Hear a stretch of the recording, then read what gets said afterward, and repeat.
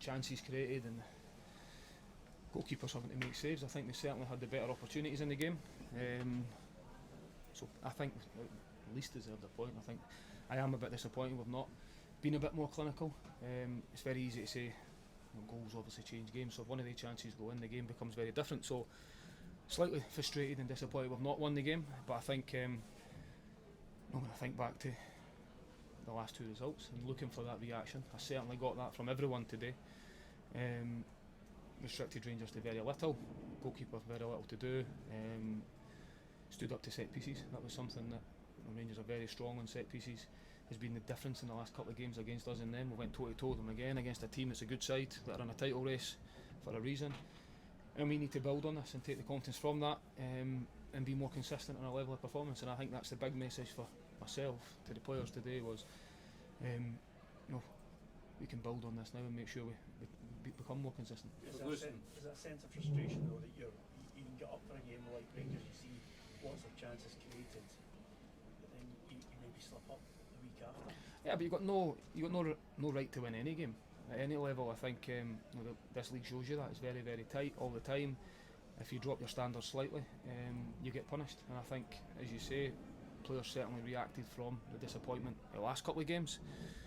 We've got a point out of that today that I'm disappointed we've not got 3, and I think that's how quickly things can change and how much the narrative can change. That's now rather than back-to-back defeats, you can flip that on its head and say it's 1 defeat and 7 in the league, and it's something to build on. And I think that's the way.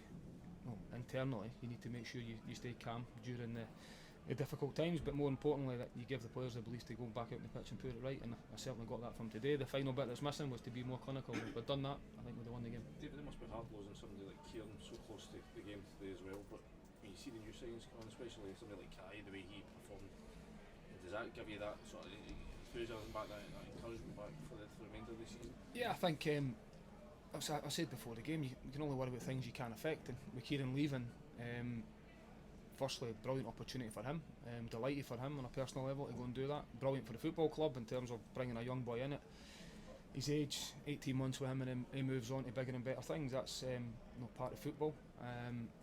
The young players, we've got some younger ones in. Obviously, you mentioned Kai there today. I thought excellent in terms of coming in the first half is not easy. First half sub, especially in a game of that intensity, it took him maybe 5-10 minutes, 15 minutes to get up to speed, but then certainly grew into the game. I've been very impressed with him, but I was impressed with him before we signed him. He's got a really good pedigree. Played in Scotland before as well, even though he's a young boy. He's played a lot of football at a level, which is good. And I think the biggest thing and the most pleasing thing for me is we've obviously brought a few players in the last few days, but some of them have only been in the building for 24 hours. So to have them right into your squad and coming on and impacting the game is excellent. And when they're, especially the younger players, a lot of energy, a lot of that they can bring to the game. And I think, as I say, once we get a few players back, I think the squad's in a really good shape that we can go and be successful between now and end of the season. How confident are you get somebody else in before the transfer window? Yeah, I do expect still a bit of movement between now and the end of the window. I think naturally I did say I've been quite consistent. I'd like to get the same as every manager, your business done on the first day the window opens. That's what everybody would want, and then you can have the players to work with them for as long as you can. I've been very consistent in saying that you need to bring the right type in and the right type of people and making sure that you're ready to react at any time. We certainly have done that, and I still expect there to be a little bit of movement now between now and the end of the window. And if there's not, it's probably only because we don't feel it's right for the squad to make the squad better, because that's something that we've always said, that the squad has to end the window stronger than it starts. Do you think that Scarlett gets up to speed? David, he's getting quality to really almost try to replicate Kieran Davies? I think you've seen when he came on, he's another one that's played at a very high level. Not a lot of football at the level, but very good pedigree. Good attributes. You've seen that when he came on today. Not played a lot of football, so he will take a bit of time to get up to speed. And the younger players, as I said, they've only been in the building 24 hours. They've had one training session. And added to that, you've still got Ellie Johan, Martin Boyle with a constant threat again today. Still got players to come back as well. It's a bit frustrating at the moment. We seem to be picking up niggling injuries all the time. With Granty today, with Miguel having to come off, Jamie McGrath during the week. But we are getting a few players back as well. Josh Campbell to come back. Nicky Cadden getting minutes today. You've seen when he comes on, that threat he gives you with that left foot.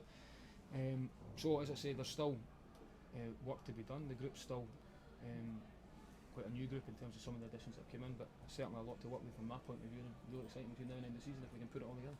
How was Miguel and Grant coming on? Too soon for granted to say, but I think a player of that experience, he's felt his back of his leg, his hamstring, so I'd imagine there'll be something there. It's far too early to say exactly what that is. Miguel, we've seen it in the first second of the game, got hit with the ball, and never really recovered from that. Says he just, as he got going again, he felt just a little bit unwell, so we'll have to just make sure.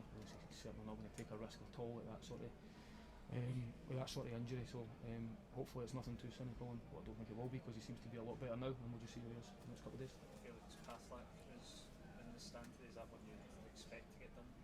I do expect a bit of movement, as I've said there, until a signing's signed, sealed and in the building permanently. I don't think it's right to talk about individuals or anyone in particular, so but I do, as I say, I'd expect a bit of movement still between now and the window closing tomorrow. Is it tomorrow? Tomorrow. There we go, thanks guys. Cheers.